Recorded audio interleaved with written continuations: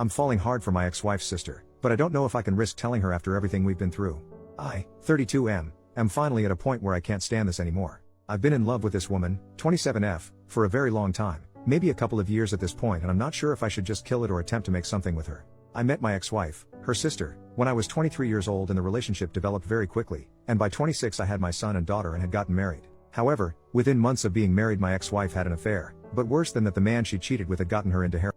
After confronting her on this, she said she was going to get help, but instead she left in the night. I haven't heard from her in 4 years, and last I've heard she's still with that guy and are homeless in Las Vegas.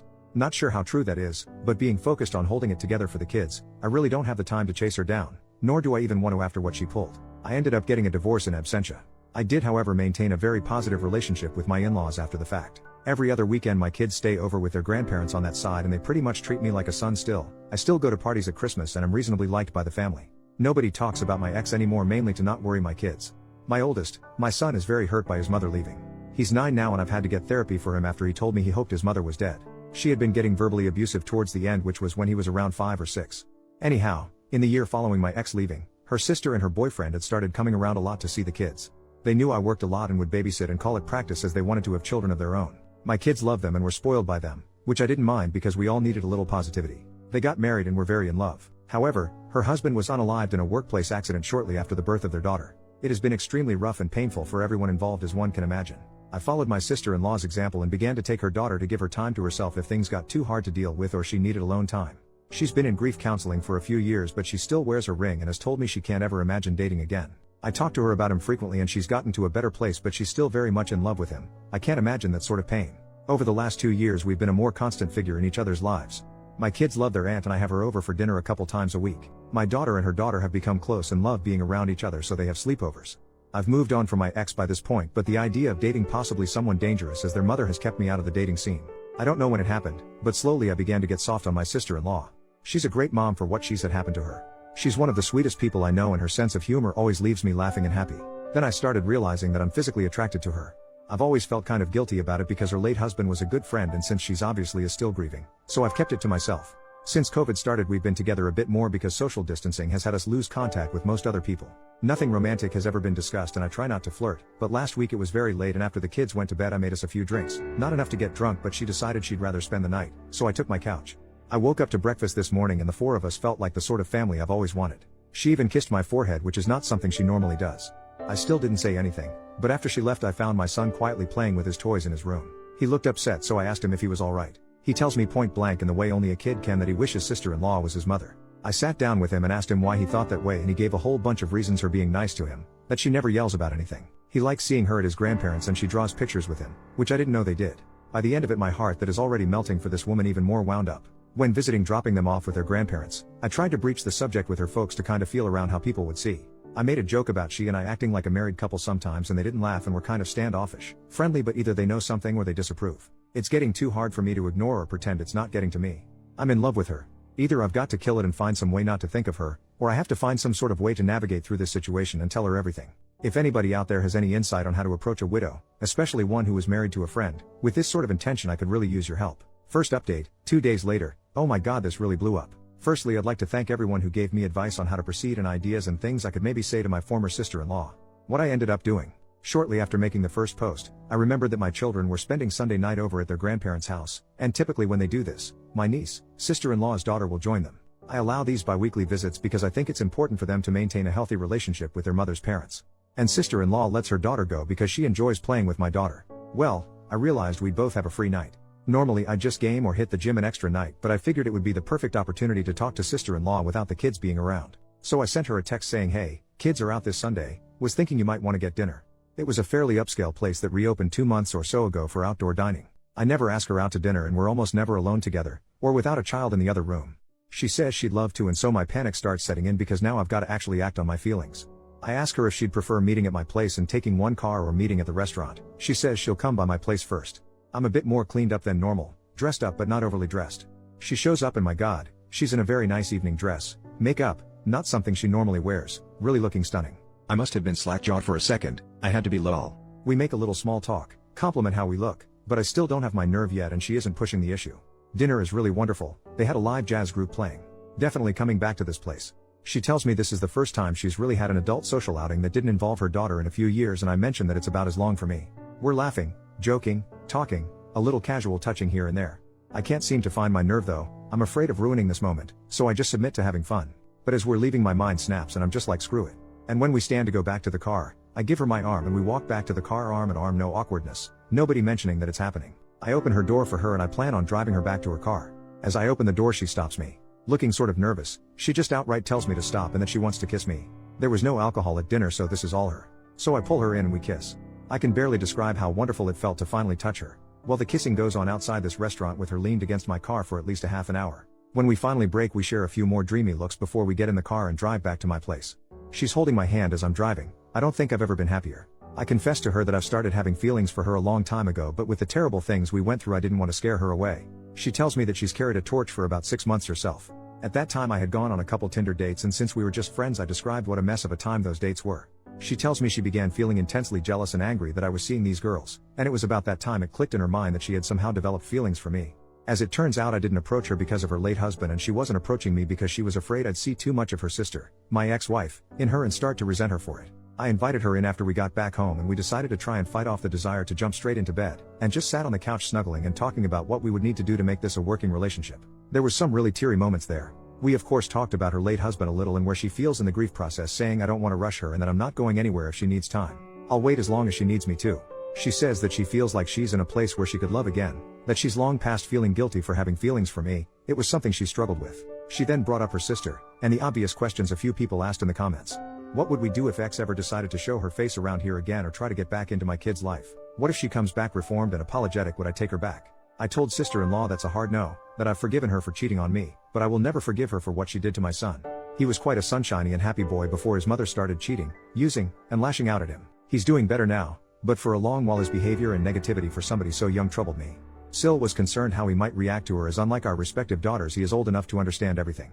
I told her not to tell him as it might embarrass him, but not too long ago he told me his wished his aunt was his mom instead. We said we were going to take it slow and not go too fast with things, but the kissing started again, and since we were in private this time, we gave up the fight to stay out of the bedroom. I have had fantasies throughout the duration of my feelings for her, and getting to pet her face in the morning was one I finally got to live out.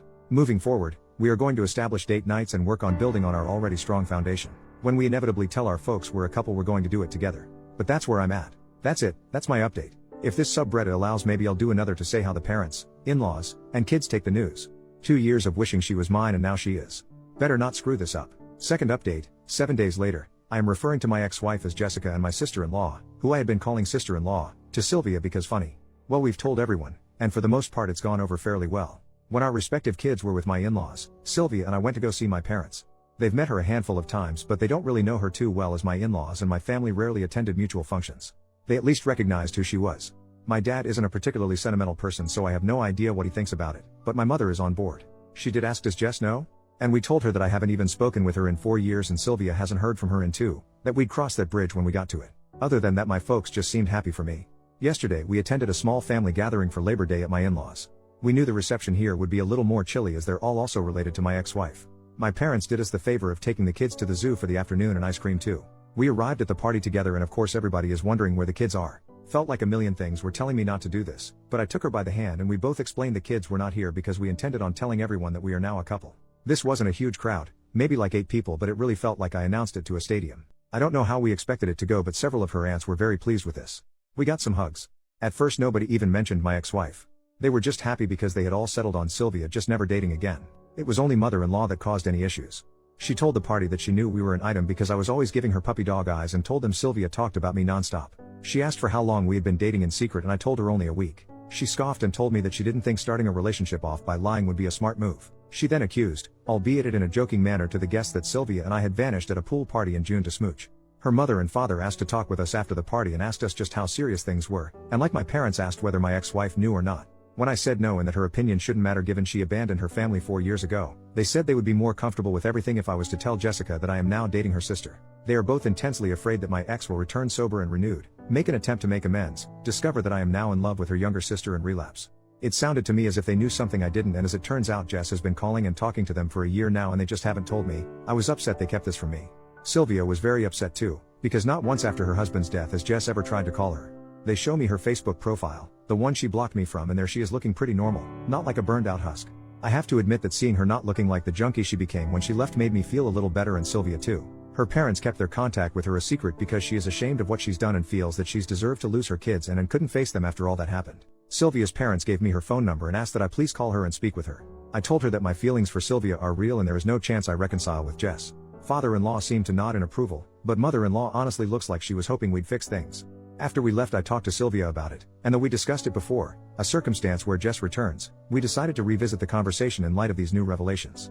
I told Syl that I am in love with her, my whole heart is hers, and that my feelings of love for her are something deeper and stronger than anything I ever felt for my ex-wife. She ends up crying from the stress of the situation, anger with her parents for keeping secrets, and anger with her sister for not calling her or offering condolences at all after her husband's death. She then admits that she is afraid I might leave her if her sister returns, and I assure her this will never happen. It took some long hugs and a lot of kisses to smooth over the situation, but by the time we went to pick up the kids, we were holding hands together again and feeling more connected than ever. She's been spending the night at my place pretty frequently since we've been together. So the kids don't see anything. I've been setting my alarm for 5 in the morning, getting up and moving to the couch. Well, the morning after, we decided to tell the little ones what is going on. Our daughters seemed very happy, but they are too young to really grasp what's actually taking place. All they know is they can play together more. I did take my son aside, just me and him, and asked him if he was okay with this and what he thought about it. He asked if we'd all be living together. I told him maybe someday. He asked if this made his aunt his stepmom now, and I said he's free to call her what he's comfortable with and I will respect it, and she would too because we both love him. He then asked me a lot of questions about his own mother, things he had never asked me before, and I answered pretty much everything he wanted to know. I toned some of my answers down a bit. He's learned a little about the dangers of drugs from school programs, and I was finally honest to that degree when I told him his mom had a problem and she made some bad choices. He asked me why his mother didn't love him, and that broke my heart. I assured him the best I could that his mother did love him. She had just made a lot of terrible mistakes and that sometimes adults just don't do the right thing when they should. He asked me if I still loved her. I told him that I hoped she would get better and that I don't want her to be sick anymore, but that she hurt me and him so badly that I couldn't love her like I did before. I'm not sure he got all of that, but I tried explaining it to him the best I could. All that aside, he has been so much happier and less withdrawn since Sylvia has been with us, and he's always going out of his way to do all the typical kid stuff to impress her that I did with my own mom. At the end of the day, I still have that phone call with the ex to dread. But, having Sylvia with me, being able to kiss her and hold her at night, it really puts some joy back into me that's been gone for a very long time. I don't think I even knew how unhappy I'd been all these years until I realized how happy she made me feel. We've been doing all the happy young lover stuff. She's been leaving me love letters in my work lunchbox, even little poems, and I had flowers sent to her place of work. She mentioned she had told me that a few of the ladies at work had been trying to get her to ask me out for several months, so I figured the flowers would both make her happy and be a firm thank you to the office girls, lol. Thank you for everyone who commented or sent me messages on the first and second posts. They really made my day and helped me keep my cool to confess to her. Feel free to ask me anything, but I think this just about does it for my updates. Third update, 7 weeks later. What you're about to read is a comment I wrote like last week, and I've just copied and pasted it as it's pretty much good enough to be a post. It details for the phone call with my ex-wife went and a little more info. I did talk to her back in September. I keep going to write an update for this, but life got pretty hectic. I did write like a 10-paragraph update like a month ago, but my laptop crashed and I lost it and got discouraged. The ex-wife is in a much better place and is in recovery. 8 months clean by this point. She finally told me the details of the affair and how things happened, how she got into drugs. Not stuff I really wanted to hear, but she's trying to get her life together, and as much as I dislike the things she's done to me and the kids, I want her to get healthy. I shouldn't, but I worry about her still sometimes. Anyhow, I got around to telling her about Sylvia and she was dumbfounded by it. When I first met my ex, she was 19 and Sylvia was 14, and in her mind she always viewed her as a kid in regards to me, which to be fair I did use to refer to Sylvia as her kid sister. But when she remembered that her sister is a fully grown adult who was married and had a child, that her hinting I was a creep stopped. She did ask if I had feelings for her while I was married, and I denied that. We talked about the kids and she was really regretful and crying throughout the conversation. She has no idea how she'd be able to face them again. I wanted to say something reassuring, but I don't want to give her the impression that I want her in their lives. Cordial, even friendly, but I'm not going to be stupid. She and Sylvia talked for a while too. I didn't eavesdrop intentionally, but from the bits I heard and what I was told, they talked about Sylvia's husband. As it turns out, my ex had gotten arrested for breaking and entering that week and spent it in jail. She didn't even know he passed until a couple weeks after the funeral, and by that point she felt saying anything would make things worse. Things went as well as could be expected. Sylvia, the 3 kids, and I have been spending almost every day together, and I haven't been happier in years. My son and daughter love all the motherly attention they've been getting, and I'm really loving getting to learn more about my little niece. Life's good. Busy, but it's good. Thanks for asking. Alright, that was my comment update, and nothing has really changed in the week since I wrote it. If anybody has any questions or comments, I'd be happy to answer what I can when I can, but during this season my workload increases dramatically and I don't have as much time to be on here as I did when I first posted. I'm so glad I got up the nerve to try with her. I love her so much. I've been so long without a romantic partner, that I forgot what being in love, or feeling loved felt like. Now that I remember, it's shocking to me I didn't realize how alone and miserable I really was. I mean, for Christ's sake, we played Scrabble last night and for some reason it made me ridiculously happy lol. Fourth update, 1 year later, it has nearly been a year since me and my former sister-in-law, Sylvia, decided to begin dating. I couldn't be happier. We're currently living together and are in the market for a new home. Our children are really benefiting from having two parents around to care for them. Our daughters have begun to call each other sisters and my son is accepted in the same way. They're basically just normal siblings. It is interesting with my son. When he is talking to his friends or teacher he refers to Sylvia as his mom, but when calling her or talking to her he still calls her auntie, and our daughters are the same as I am uncle. It confuses some people we meet, but it's always an interesting story to tell. We haven't had much contact with my ex-wife since my last post, though from what we hear she's doing much better. Has a halfway decent job, a boyfriend, and is keeping clean. I don't like to think about her being reintroduced into my children's lives, but if she continues to be a clean and well-rounded person, it will make it much harder for me to deny her visitation should she seek it. Not just from a legal standpoint, but from a moral one as well. Neither Sylvia and I look forward to that day, but the worries seem way off. Her parents have stopped their prodding into our business and haven't tried to force the ex back into our lives as we feared. Our kids spend the weekend with them now as my two were already doing that beforehand. So Sylvia and I get to spend Friday night and most of Saturday to go on dates and have some alone time. Our mutual friends were all pretty surprised by this and have been very supportive as well. They try to be polite and not mention my ex-wife, but every so often it does come up. Mostly everyone is just happy that we've found happiness together. One side of the family that I failed to mention in all of this was the family of her late husband. As you might expect, her daughter still sees them regularly, and they are very happy and accepting of the relationship. His father even told me point blank that he was glad it was me, because he thought he would hate his daughter-in-law bringing some strange man into his granddaughter's life. We haven't had many gatherings of course because of COVID, but the few get-togethers we have included them, and will always include them. Speaking of her late husband, Sylvia and I have talked quite a bit about our feelings and she's even had me come along to one of her therapy sessions, because despite everything going so well, and the immense and wonderful love we have for each other, his memory and presence will always be a part of our lives. She decided on her own that out of respect for me she had to take her wedding band off, something that caused a lot of sadness as you can imagine. I told her that she didn't need to do this and were we to get married, she's got two hands. After I said this she began to wear it on a necklace instead. She wears an engagement ring now. I don't have any crazy story on how the engagement went down. I didn't spring it on her in some crazy public spectacle, but there were tears and hugs and kisses. If you've got any questions I'd be happy to answer them. Thanks everyone so much for all the positive words of encouragement.